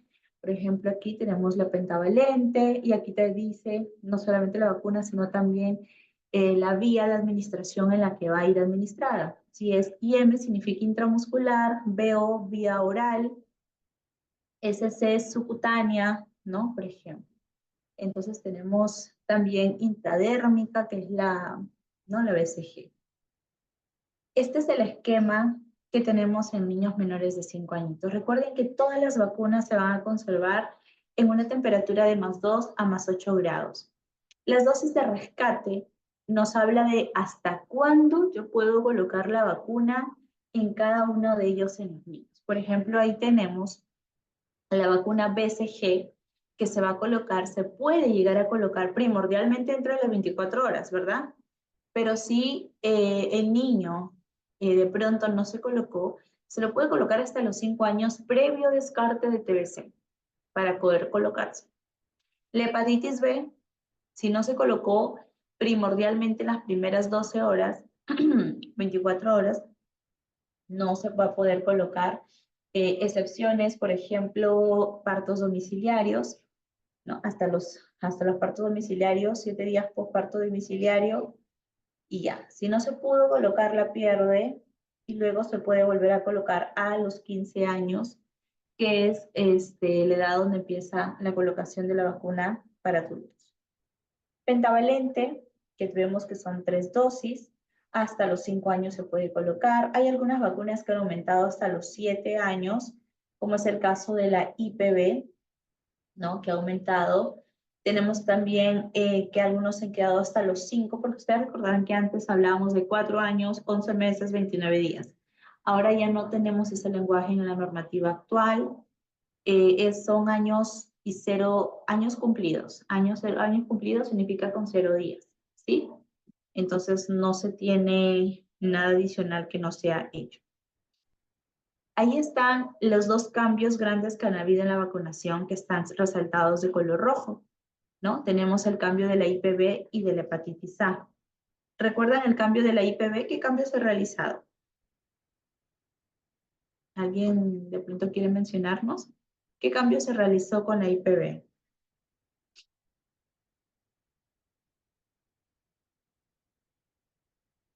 ¿Alguno de ustedes recuerda? ¿Qué cambio se ha realizado? ¿Nadie? La edad nos dicen, ya. Ok, la edad, ¿no? Y ya. ¿Y qué es lo que se realiza? Ah, muy bien, nos dice Rocío.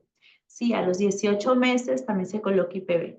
Quiere decir que se coloca a los 6 meses también, ¿no? La IPV, que antes se colocaba el polio oral a los 6 mesecitos, ¿no? Ahora se coloca el IPV y todo el IPV hasta los 18 meses, como dice Rocío. Y a partir de los 4 años, o mejor dicho, a los 4 años que le corresponde también polio, ya solo va a tener la APO vía oral. Excelente, ¿no?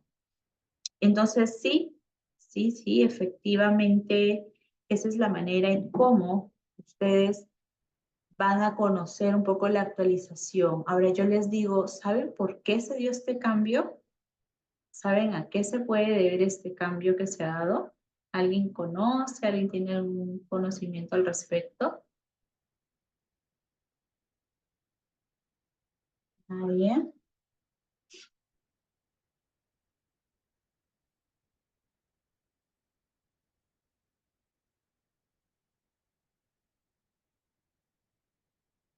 ¿Nadie? Ok. Les cuento que efectivamente la vacuna, en este caso IPV, ¿no? Una vacuna muy importante, realmente en la vacunación de IPV se había visto desde la Organización Mundial de la Salud que muchos niños, niños muy particulares, unos 3, 4, 5 niños, habían padecido de poliomielitis post-vacunación, algo que no debe pasar. Entonces, esta presencia de enfermedad post-vacunación es algo que no debemos arriesgarnos, ¿verdad? Porque hablamos de que la vacuna es segura. Lamentablemente hubieron estos casos aislados, ¿no? En otros países, Dios gracias, no en Perú, pero sí en otros países, donde efectivamente no funcionó la vacuna, sino más bien causó daño. Debido a esto es que, y a varios casos que se han ido presentando en diferentes ocasiones, periodos, es que la organización advirtió a todos los países latinoamericanos, a todos en general, mayormente latinoamericanos, que pudiéramos hacer este cambio en el esquema en nuestros países y que en estos cambios se priorice la IPV más que la APO, porque los casos en donde se presentaban polio post vacunación eran por la APO, más no por la IPV, ¿sí? Entonces sí, lamentablemente eso, y eso ha generado que también puede haber un cambio no solo en el Perú, o sea, no crean que nosotros solamente hemos hecho el cambio del esquema de la rotación de edades del IPV, lo han hecho todos los países, ¿sí? Entonces ustedes buscan estos cambios en otros países en internet, que ahora hay mucha información, entonces ustedes se van a poder dar cuenta. Y también existe un documento de la Organización Mundial de la Salud donde habla del proceso de erradicación de la poliomielitis. Pues habla de eso, ¿no? También interesante que lo podamos tomar en cuenta. Muy bien. La hepatitis A, recuerden, nosotros tenemos ¿cuántos tipos de hepatitis? Tenemos 5, ¿verdad? El A, B, C, D, E. Bueno, la hepatitis A y la hepatitis C, su forma de infección es igual, es vía oral fecal, a diferencia de la BCD, que es vía parenteral o vía sexual. Entonces se tenía una protección en nuestro esquema de la vía sexual parenteral, pero no de la vía oral fecal, que en realidad es la más común en niños, ¿no? Porque los niños juegan con la tierra, se mete la mano en la boca, a veces no se lavaron las manos y una serie de cosas. Entonces, sí, no teníamos esta forma de protección, ahora ya se tiene. Es bastante bueno porque se acaba de incorporar en una edad, considero yo, muy estratégica, a los 15 meses. Porque a los 15 meses, ¿qué otra vacuna se coloca? La vacuna de la fiebre amarilla, era una vacuna muy difícil de recolectar a la población, o sea, a las mujeres se les decía, vengan los sábados para aperturar la vacuna de antiamarílica, porque tienen que haber 10 niños para aperturar esta vacuna, y nunca venían los 10 niños. Siempre había mamás responsables, 2, 3 niños, y no podías aperturar la vacuna, no porque no quieras, sino porque no podías tener factor pérdida. Entonces no te permitía. Lo que cambia es en las campañas de salud, donde es una campaña donde hay conglomerado de muchas personas, ahí sí es válido poder hablar de este factor pérdida, ¿sí? Ahí sí no habría ningún problema, ¿sí? En ese caso. Pero mientras tanto, no, sí es importante realizar este proceso. ¿Hasta aquí alguna pregunta que tenga? Llevamos con la última parte. No se me vayan a dormir, por favor. Muy bien, seguimos. Y dentro de la vacunación están las vacunas inactivas y vivas atenuadas. Hay que reconocer muy bien a qué nos referimos cuando hablamos de inactivas, y es que hablamos de que el germen ha perdido su capacidad patogénica, se ha perdido la capacidad para poder tener o generar una enfermedad. En cambio, las vivas atenuadas son vacunas compuestas por los mismos microorganismos vivos, pero que muestran un bajo nivel de virulencia. Y justamente si yo les digo de esta vacuna APO que generaba la enfermedad post-vacunación, hablo de porque el APO es una vacuna viva atenuada. De pronto a veces se da falta de entrevista previa, posiblemente se colocó a niños que estaban con algún problema, se habían enfermado en las últimas semanas o estaban con su sistema inmunológico disminuido y no lo informaron. Entonces hay que tener mucho cuidado porque no se administra a personas con inmunodeficiencia, ¿no? O sea, sí o sí tiene que estar sana la persona para inyectarse una vacuna viva atenuada. Y en nuestra normativa nos dice cuál es viva atenuada, cuál es inactiva, ¿sí? Estas vacunas inactivas, ahí está, para que ustedes la vean. La IPV, por ejemplo, es inactiva, por eso se prioriza. En cambio, la APO sí es viva atenuada, la BCG, la rotavirus, la SPR, varicela, fiebre amarilla. ¿Sí? Son vacunas atenuadas. Esta es la BCG, que es el bacilo de Calmette-Guerin. Por ejemplo, cuando se realiza la inyección intradérmica, se realiza porque es una vacuna liofilizada que, como ustedes ven, tiene su adyuvante, ¿no? Para ayudar también a ese proceso de reconstitución de la medicina, ¿no? De la vacuna. Está entonces. La hepatitis B, que les decía que tiene que ser con un peso mayor a 1.500 kilos para poderse colocar dentro de las primeras 24 horas de nacido, excepcionalmente en partos domiciliarios. Pentavalente, que como hemos visto es una vacuna que tiene bastante alcance en el niño, causa mucho dolor, mucho malestar físico, genera fiebre. Ok, en la pentavalente, esta es una vacuna que previene la difteria, la tosferina, el tétano, neumonía y hepatitis B. Ok, aquí se da el dolor, enrojecimiento, induración, alza térmica, irritabilidad. La dosis de 0.5 mililitros, ¿no? Y está contraindicado obviamente en mayor de 7 años, solamente establecido. La DT pediátrica se coloca excepcionalmente para aquellos niños que son alérgicos a la pentavalente. ¿Ok? No nos olvidemos. La DT pediátrico es para niños muy con problemas, y también la Haemophilus influenza de tipo B. Ambas vacunas, Haemophilus y DT pediátrico, no se coloca a todos de manera regular, solo se coloca en niños que son alérgicos a la pentavalente, ¿no? Entonces, me protege la DT, donde se administra desde los 4 meses la dosis, y la vacuna de Haemophilus influenza de tipo B, que también se coloca hasta los 7 añitos, a los 4 y a los 6 meses. ¿Ok? Igual acá sería 4 o 6 meses. La IPV inyectable, que ya la conocemos, ahí lo podemos colocar hasta los 5 años, ya viene precargada, no necesitamos cargar con una aguja diferente. La polio oral la podemos ver ahí, no tiene que haber un contacto, un acercamiento con la mucosa, siempre tiene que estar lejos. Aquí se da la prevención de la poliomielitis, ¿no? Vía oral, y ahí están a partir de los 4 años colocarlo ya en este año 2024.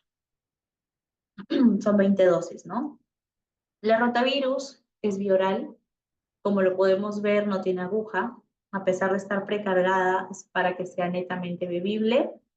No aplica colocar mayor a 8 meses, tiene que ser de hasta los 8 meses de edad. Y previene todas las enfermedades diarreicas por rotavirus. Lo ideal es colocarse 2 y 4, pero si hay excepciones se puede colocar hasta los 8 meses. La antineumocócica es una vacuna que protege contra la neumonía en niños y en adultos mayores, ¿sí? La antineumocócica se aplica también, es una vacuna que sí genera pues hipersensibilidad y que también genera mucho dolor, ¿no? En el bracito. La sarampión, papera rubiola, el SPR, ha cambiado en el sentido de presentación, como lo vemos en la imagen, hay un frasco pequeño y un frasco largo. El frasco pequeño es el frasco que actualmente se está manejando. De repente algunos establecimientos tendrán el grande, pero la mayoría ya tiene el pequeño. También viene para poder diluir con su adyuvante para una sola dosis. Bien, y aquí se realiza también la administración de la vacuna, ¿sí? Es subcutáneo. El efecto, dolor, enrojecimiento, alza térmica, contraindicado, reacción o componente de la vacuna. La varicela encontramos que es un virus vivo, viene de virus vivo atenuado, previene la varicela como tal. Ese es su diluyente, el que está al costado, un diluyente también tipo frasco. Y también se puede colocar, esta es una de las, aparte del SPR, la segunda vacuna que se puede colocar y se debe colocar a nivel subcutáneo. La antiamarílica es la otra vacuna, la cuarta vacuna a nivel subcutáneo. Es también viva atenuada, previene la infección de la fiebre amarilla, ¿no? Le da la aplicación de los 15 meses y miren hasta cuándo se puede recuperar, hasta los 59 años.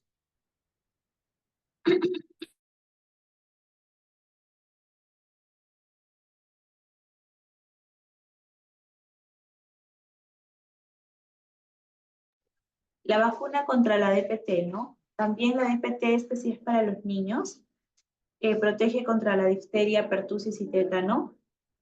Y aquí, bueno, se realiza a los 18 meses y a los 4 años hasta los 7 años también. Esta vacuna genera mucho dolor a nivel del bracito, hay que tener mucho cuidado, ¿no? Pero es una vacuna, así como cuando nos colocamos los adultos el tétano, el TPT es el tétano para los niños. La influenza estacional, bueno, ya la influenza estacional pediátrica, la que vemos en el frasquito de arriba, ¿no? Esta es la pediátrica, es multidosis. Y aquí también se confiere inmunidad para proteger cepas de H1N1, H3N2 y cepas de influenza tipo B. ¿Ok? En menores de 3 añitos se coloca pediátrica, en mayores de 3 añitos ya la dosis adulta. Antes teníamos un frasquito silvestre, no sé si recuerdan, de influenza. Hoy viene de esta manera, es precargada y viene con una aguja y dice vacuna anti-influenza, antígenos de superficie inactiva, cepas OENS temporada 2023. Y te va diciendo, ¿no? Cepa 2024, cepa y así sucesivamente. Se supone que ahora se está vacunando contra la cepa 2024. La conservación de la vacuna debe siempre llevar de 2 a 8. Se administra a niños menores de 2 años en el vasto externo, tercio medio del vasto externo, y en el deltoides a niños mayores de 2 años. El frasco monodosis se utiliza de inmediato, no es que yo voy a poner un poquito al bebé, al niño, y no. Cuando son monodosis, significa que toda la dosis se administra al paciente. Las vacunas como DPT, DT, APO se utilizan y en 4 semanas estas ya pues son descartadas en caso no se llegaron a utilizar por completo. La BCG tiene que ser reconstituida, así como la SPR y la antiamarílica, y una vez haciendo esta reconstitución solamente dura 6 horas, ¿sí? Una vez abierta. Casi siempre, bueno, la SPR que tenemos es monodosis. Si hubiera una SPR multidosis, que también existe en un laboratorio, solamente dura 6 horas una vez aperturada, ¿ok? Cuando el niño tiene el esquema de vacunación incompleto es cuando se generan este tipo pues, de inconvenientes. Lo que se quiere es que se continúe con este esquema, ¿no? Sin considerar el tiempo transcurrido desde las últimas dosis. No es necesario reiniciar los esquemas, debemos continuar. Para vacunar a una persona sana no se requiere indicación médica, a menos que tenga una patología, y vacunación en comunidades indígenas y o alejadas debe ser flexible. La modificatoria del esquema de vacunación ha tenido sus modificatorias y ahí lo vemos. En el 67 se hizo una primera modificación. Teníamos la TAPO que le llamaban P01, P02, P03, 3 dosis de la vacuna APO que habían antes. En el 2014 continuó la serie primaria con IPV, ya IPV2 y APO3, ¿no? Y los refuerzos, la mayoría eran de APO. En el 2016, igual, se aumentó el APO, ¿no? En este caso, continuó. El 2023, vemos que, a ver, la diferencia está en, ya no se colocó el APO, sino se colocó el IPV, y en 2024 todo era IPV, a excepción de los 4 años que fue el APO. Miren cómo ha ido poco a poco cambiando, bien interesante esta parte. Hepatitis A, como vacuna nueva incorporada, esta es la vacuna. En la normativa te dice que viene precargada, pero claro, eso es lo que se quería, ¿no? Pero bueno, esta es una vacuna inactiva, previene la infección de hepatitis A, ¿no? Y se administra 0.5 vía intramuscular. ¿Hasta aquí alguna pregunta?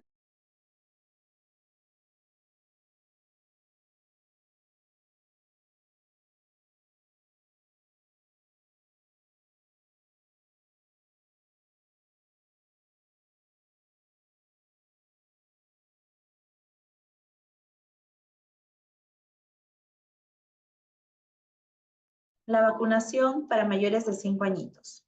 Bueno, aquí está la vacunación del adolescente, que no debemos olvidar. ¿Qué debe tener un adolescente en la vacunación? Debe tener virus del papiloma humano, VPH. O no nos olvidemos, hoy en día se ha actualizado este esquema, ya no es hasta los 13 años, es hasta los 18 años, ¿sí? La vacuna VPH. Quiere decir que sí, se continúa con una sola dosis hasta los 18 años. Hay posibles efectos como enrojecimiento, adormecimiento de la zona de inyección, fiebre, sensación de fatiga. La vacuna contra la influenza en adultos se debe colocar todos los años, ¿no? En el adolescente también todos los años. La vacuna antiamarílica, si no recibió ninguna dosis, se coloca. Ahí ya van 3 vacunas. La cuarta, y todos son una dosis hasta ahora. La vacuna DT y la hepatitis son las 2 únicas que sí tienen 3 dosis, cada una de ellas. Entonces, la vacuna DT adulto, la primera dosis es al primer contacto, la segunda dosis a los 2 meses y la tercera dosis a los 6 meses, ¿no? Y se coloca intramuscular también. La vacuna contra la hepatitis B también se coloca la primera vacuna al primer contacto, el segundo día al mes de la primera y la tercera a los 6 meses de la segunda. ¿Ok? De esa manera se realiza la colocación de la vacuna en estos niños. Voy a agregar estas últimas PPTs, que también para que los conozcan, para el adulto mayor, ¿no? No nos olvidemos que también debemos colocar la vacuna del adulto mayor, la vacuna de influenza, antiamarílica, DT, vacuna contra hepatitis B, que también es importante que lo coloque. Al mismo tiempo, no nos olvidemos, la vacuna de influenza es todos los años. La vacuna antiamarílica, si no recibió ninguna dosis, se coloca, ¿no? En este caso, solo hasta los 59 años, ¿ok? En el caso de la vacuna contra DT, se coloca las 3, y la vacuna hepatitis B también se coloca. Ahí está el adulto mayor, a partir de los 60 años a más, la vacuna influenza y la vacuna antineumocócica. Ambas vacunas se deben colocar, en este caso, se debe colocar al adulto mayor. Bien, no nos olvidemos que esto permite en la vacunación que se realice de manera adecuada, ¿no? El proceso de vacunación. Entonces, en general, tenemos como el adolescente, ¿no? La vacuna del adolescente, del adulto y del adulto mayor como las 3 últimas de manera general que se pueden evidenciar y que son muy importantes tomarlas en consideración. Si hablamos de la gestante, por aquí les agregamos la influenza, la DT, DPTA. DPTA, no se olviden que en cada gestación se coloca la DPTA. Hepatitis B y COVID, ¿sí? Entonces tenemos las vacunas que deben colocarse toda gestante. El personal de salud, ustedes, yo, tenemos que colocarnos toda esta gama de vacunas. Es muy importante el DT con sus 3 dosis, ¿no? La DPTA en la gestante, cada gestación, la hepatitis B con sus 3 dosis, la influenza, el SR, este también es una modificación que se ha dado. Ustedes recuerdan que antes colocábamos SR, ahora es SPR. La SPR se coloca, ¿sí? Se coloca en el personal de salud. Ya no existe SR, sino SPR. El mismo que se le colocaba al niño, el SPR, ahora va a ser para el adulto. Ya no hay SR en nuestro esquema ni en los establecimientos, sino SPR que se va a colocar a los niños, adolescentes y adultos. Neumococo, antiamarílica y la vacuna de COVID, que también es muy importante colocar. Bien. Entonces, todo lo que hemos visto hoy en cuanto al esquema de vacunación. No nos olvidemos que esta estrategia es bastante amplia. Es una estrategia que enfermería debe liderar siempre, y yo siempre les recomiendo que estén en constante capacitación, que lean la normativa, nos da toda la información que necesitamos escuchar ahí, tiene la información concreta, ¿no? Y este tipo de curso nos ayuda a despejar dudas, nos ayuda a reforzar lo que ya venimos leyendo. ¿Sí? Entonces sí es importante que sí o sí ustedes se pongan a leer también, como han visto en CRED. CRED me da como normativa, me da información, pero no me da el fundamento de cada cosa. No me dice el término significa esto, porque eso ya viene en parte del conocimiento de cada uno, y si no, de la investigación propia que se realice ante cada cosa que desconozca, ¿sí? Entonces sí es muy importante tener en cuenta ello y ustedes puedan seguir capacitándose de manera adecuada. No nos olvidemos que eso es importante para que ustedes sigan siendo excelentes profesionales. ¿Bien? Entonces, hemos culminado la capacitación del día de hoy. No sé si tienen preguntas, quedo atenta de pronto si tienen consultas para poderles escuchar.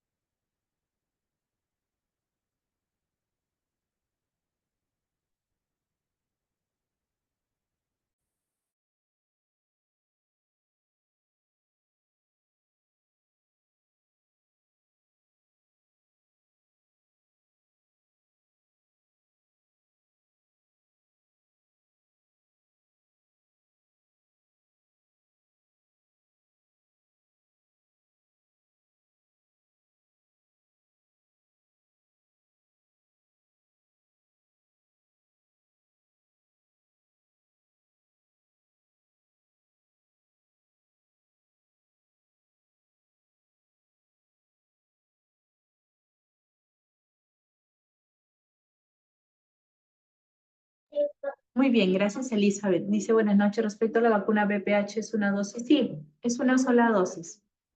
Sí, es una sola dosis la que se está colocando ahora. Antes eran 2 dosis, bueno, empezaron con 3, ¿no? Ahora ya bajaron luego con 2 y ahora solo con una. Y se coloca varón y mujer, ambos sexos.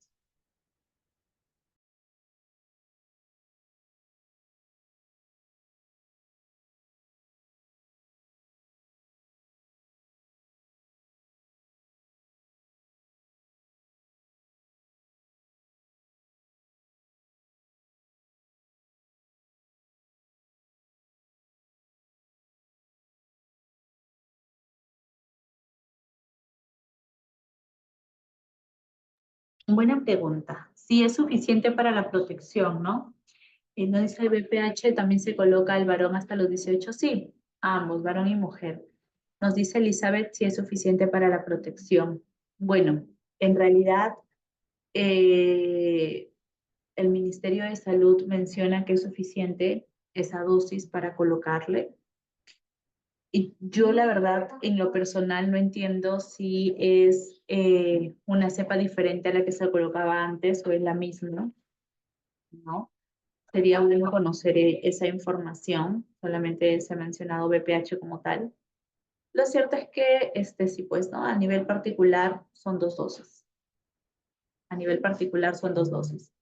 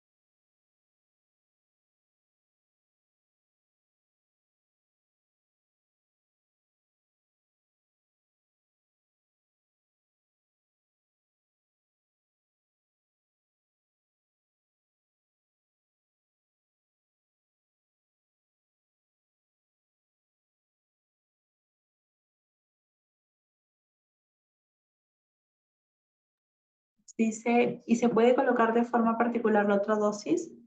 Bueno, yo recomendaría que se coloque de forma particular las 2 dosis que tiene el particular, no combinarlo, porque seguramente son de laboratorios diferentes, ¿no? Y es ahí donde se evidencia. De repente, en particular, tiene un BPH que te protege contra tal y tal y cepas.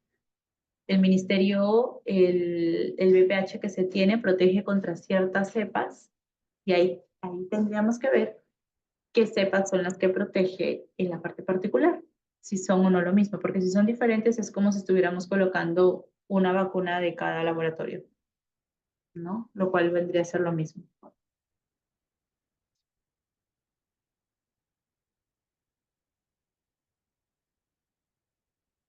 ¿Mm?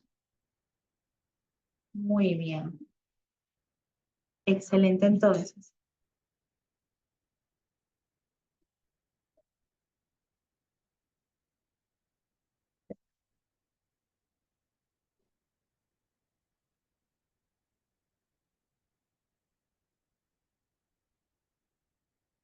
Si ya le pusieron la primera dosis del ministerio, ajá, igual podría colocarle la dosis particular del particular. Por eso te digo, es la misma pregunta que la anterior, ¿no? O sea, si es que ya se colocó la primera dosis en el ministerio, no tiene mucha lógica colocar la segunda dosis en el particular, a menos que sea la misma vacuna, que sean las mismas cantidades cepas con las que se protege.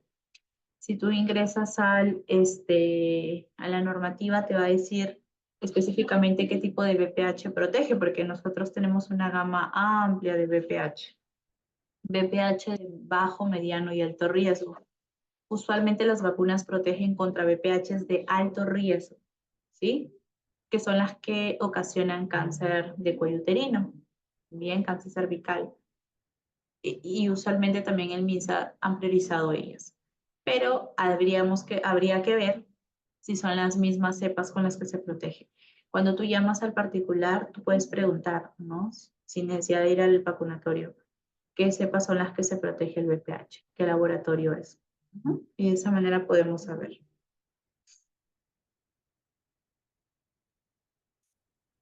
Bien.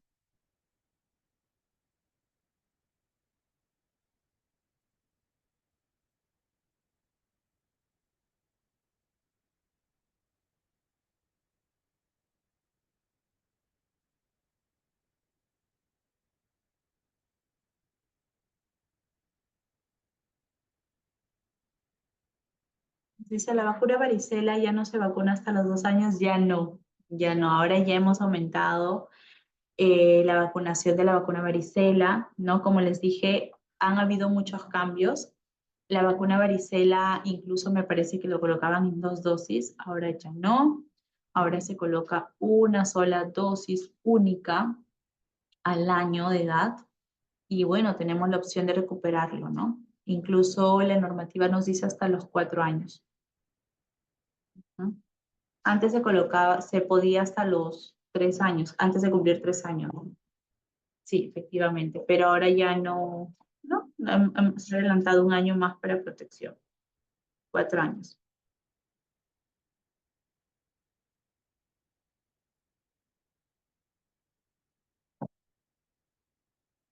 Excelente. Muy bien, queridas colegas. Entonces, esto es todo conmigo en la sesión del día de hoy. Agradecerles por su atención. Veo que han estado atentas. Y bueno, ya nos estamos viendo, si Dios quiere, en una próxima ocasión en la que tengamos la oportunidad de estar juntos nuevamente. ¿Sí? Cuídense mucho, que tengan un buen fin de semana. Ya la semana está por acabar, ya mañana es jueves. Y bueno, que les vaya muy bien en todo lo que estén haciendo hoy en día, en su trabajo, en todo lo que tengan. Y ya recuerden, sigan leyendo, sigan capacitándose, las felicito por eso. Y vamos, así van a conseguir muy buenos puestos y también lo más importante es que van a seguir brindando salud a la población. Muy bien, sigan así. Chicas, cuídense mucho entonces, ya nos estamos viendo. Agradecer una vez más a IDK por la invitación.